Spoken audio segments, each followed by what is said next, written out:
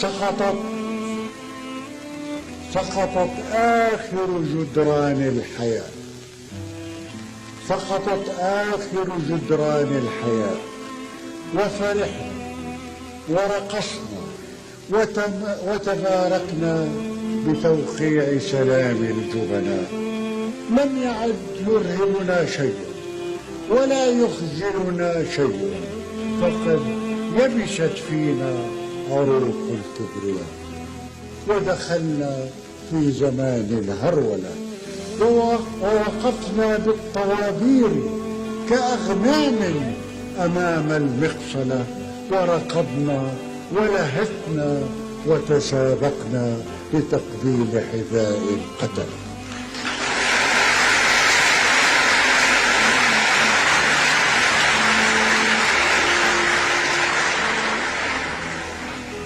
جوعوا أطفالنا 50 عاما، جوعوا أطفالنا 50 عاما، ورموا في آخر الصوم إلينا بصلا.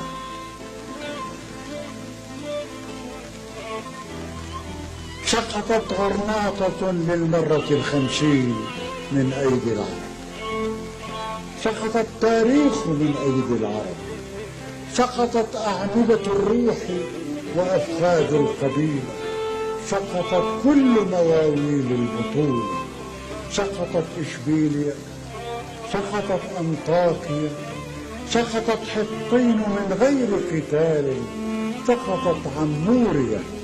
لم يعد في يدنا أندلس واحدة نملكها. سرقوا الأبواب والحيطان والزوجات والأولاد والزيتون والزيت وأحجار الشوارع.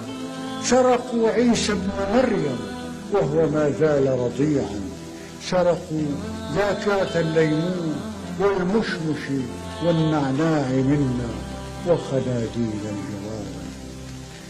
تركوا علبة سردين بأيدينا تسمى غزة، عظمة يابسة تدعى أريح، فندقا يدعى فلسطين بلا سقف ولا أعمدة. تركونا جسدا دون عظام ويدا دون أصابع، وهبونا وطنا أصغر من حبة قمح، وطنا نبلعه من دون ماء كحبوب الأسبرين.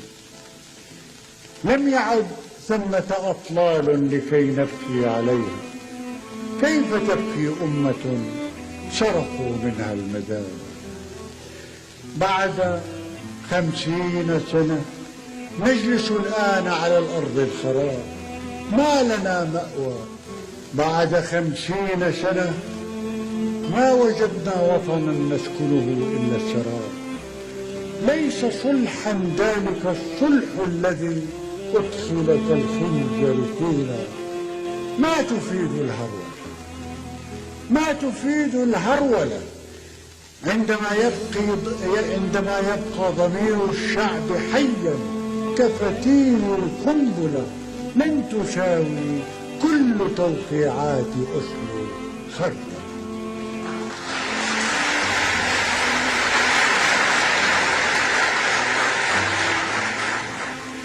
كم حلمنا بسلام أخضر، كم حلمنا بسلام أخضر وهلال أبيض وببحر أزرق وخلوع مرسلة، ووجدنا فجأة أنفسنا في نزلة. من ترى يسألهم عن سلام الجبناء؟ لا سلام الأقوياء القادرين. من ترى يسألهم عن سلام البيع بالتقسيط والصفقات والتجار والمستثمرين؟ من ترى يسألهم عن سلام الميتين؟ أسكتوا الشارع واغتالوا جميع الأسئلة وجميع السائلين.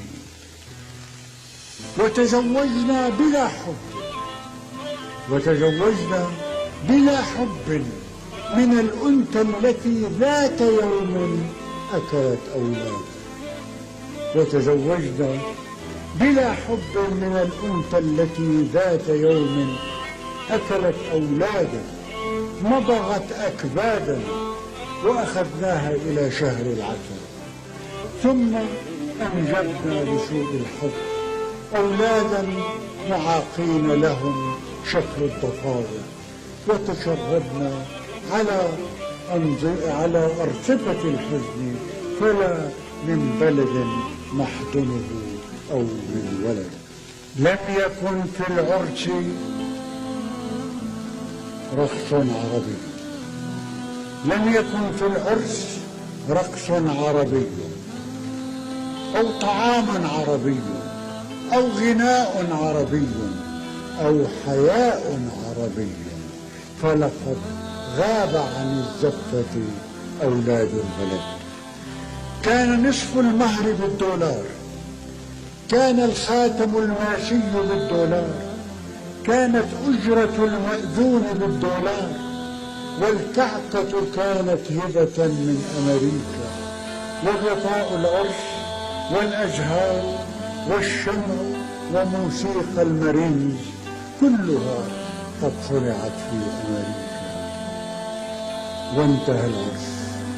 وانتهى العرس ولم تحضر فلسطين الفرح، بل رأت صورتها مبثوثة عبر كل الأخنية، ورأت دمعتها تعبر أمواج المحيط نحو شيكاغو وجيرسي وميامي، وهي مثل الطائر المذهول تصرخ: ليس هذا العرس عرسي، ليس هذا الثوب ثوبي، ليس هذا العار عاري أبدا يا أمريكا.